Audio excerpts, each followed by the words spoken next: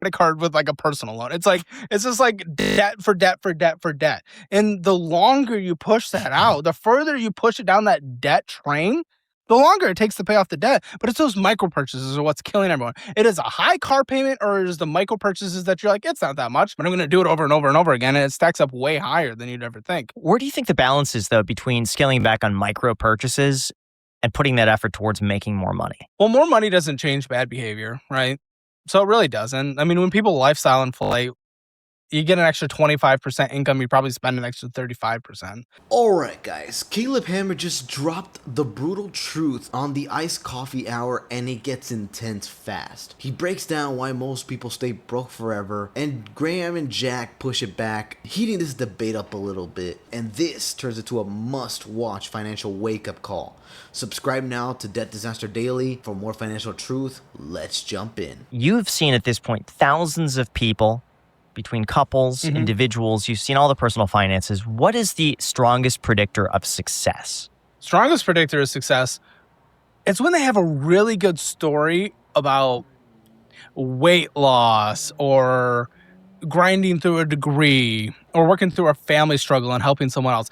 When they've buckled down and actually accomplished something, even outside of personal finances. Like I know, you have the capacity to lock down, go through some uncomfortable months or even potentially years if it's really bad, and get this shit done. Especially those that have gone through, like, so we've had people that come on. Yeah, that makes sense what Caleb is saying. You gotta suffer a little bit if you wanna either get out of debt or increase your resources. I've lost hundreds of pounds, and I'm like, shit, man. Okay, if you went through how hard that is, I know you can take the budget, take some tools, take some resources, and actually improve your life. Or when they've saved family members or friends or gone through really hard degrees with no support, it's past behavior is indicative of future results or something, right? So it's when people have really accomplished some hard things in the past, I know they can buckle down. Now, on the other side, when I have a guest coming on and they play the deflection game,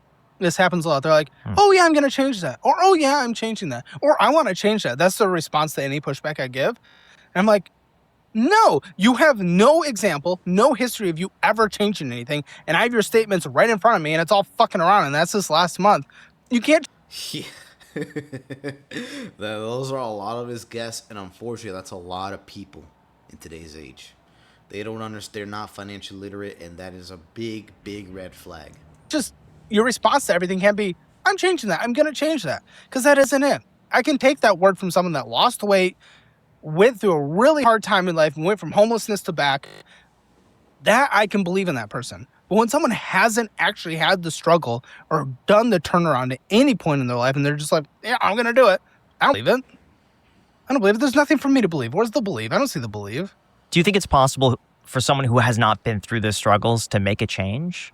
Oh, I absolutely. It's just harder to be like objectively confident because it's the first time. I mean, when I went through my personal finances, the financial issues in my early 20s and grinding my way out, it was the first real struggle that I had to do myself because, yes, my family had personal financial struggles and foreclosure notices, but that was on my family, right? As a kid, you might have some like side consequences, but it wasn't like I didn't have to go get a job at 5 or 10. Yeah.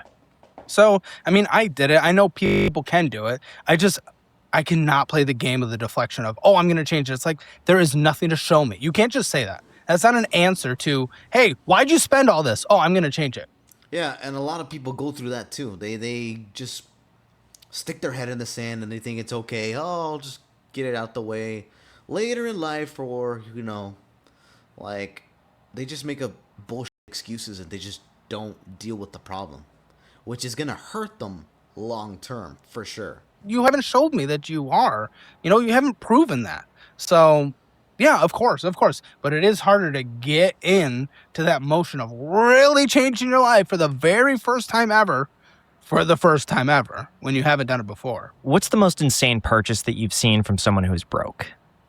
Well, OnlyFans is a pretty bad purchase. Paying for titties and Yeah, that is like the most thing somebody can do. Doesn't matter if you're a simp or just a guy who just enjoys watching porn or something. But Yeah, no, that's the most ridiculous purchase, and honestly, it really should be more shamed on the people who purchase that, because the end result is you're making degeneracy profitable. You're making these stars profitable. You're making them turn them into millionaires, and then they spread that degeneracy, cancer, plague, whatever you want to call it, all over, and that's not good for society. 2026. I will say, ethically speaking, it could be more ethical than free. Jack, the hub does ads. The AdSense on the hub. The AdSense on the hub is crazy. I hear actually the hub pays really well. Really and that well. some creators are uploading their non-explicit videos to the hub and actually making like decent money from it. It's like making members content versus posting it on Main. Main does really well. Like it's so no, I get it. But I mean that If it works, I guess. But still, I mean, if you're posting on those sites, I mean, you're gonna be looked down upon for sure. For sure. stupid. I'm sorry. Titties are everywhere. They're free. Why are we paying for them? That was a dumb purchase. You always got the car, the $100,000 Ford Texas Ranch Ranger fucking F1000. Yeah, anyone who purchases on new cars nowadays, they're getting themselves scammed. Scammed. Literally, the moment that thing gets out of the driveway at the dealership, it loses like a percentage of its value. It's bad. It's that bad. And it's just, oh my fucking god. Or when someone thinks they got a nice car and they got like a Dodge Charger and they souped it up for like $50,000, and I'm like, what are we doing? Why Dodge Charger? Why?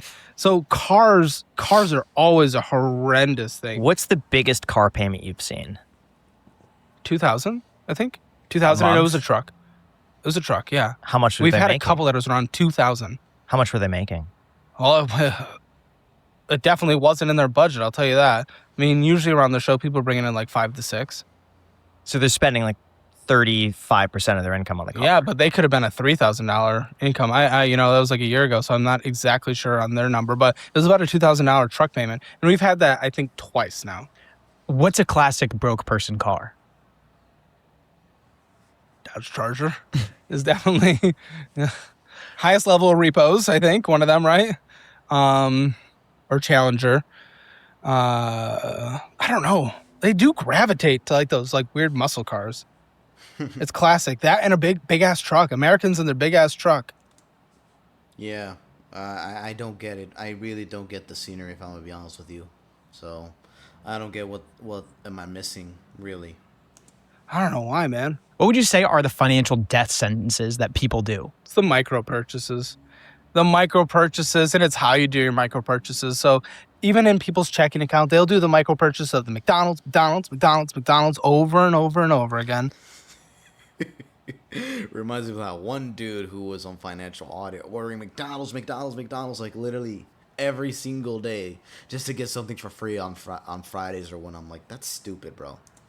But they don't think it's much because it's $10, it's $12. Then it's every day, every other day. Or the energy drink. The energy drink thing is huge, man. People are going in and buying $5 energy drinks every day on the way to work. $5 a day. Yeah, that definitely compounds. How much is that? $5 a day.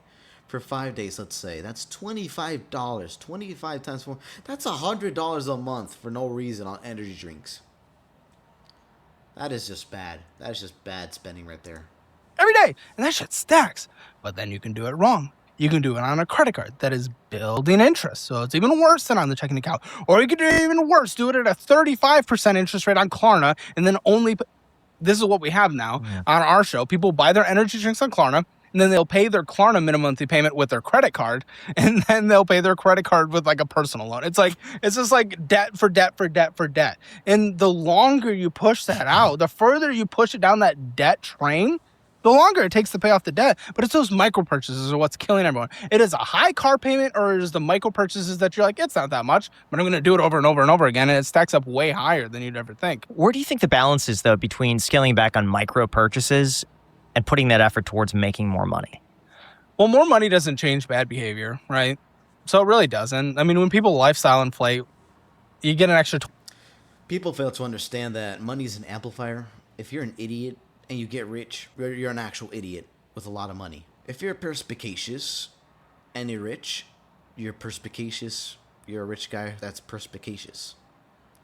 So, whatever habits you have, really, that you're used to, and if you put money into that and it inflates, well, you're either gonna be the craziest spender, you're gonna be the guy to least trust with money, or you're gonna be the most profitable man ever, woman, whatever, and you'll actually take finances a lot more seriously.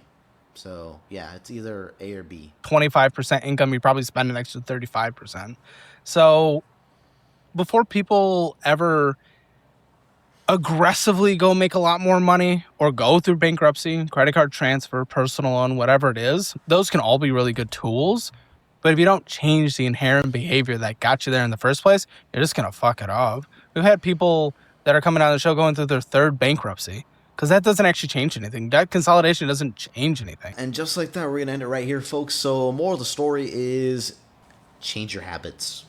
If you're going to McDonald's every day, change that habit. If you're spending energy drinks every single day to work, change that habit. Like, you cannot afford to do these kinds of stupid expenses. If you want to buy an energy drink, at least do it like once a week or something. But even that's pushing it, because you're still spending a lot for no reason. And if you're trying to be successful and increase your resources through the roof, absolutely change those habits right now, because you're only going to be drowning yourself in debt later on. This is Debt Disaster Daily. Don't forget to subscribe for more clips like these. We're out of here.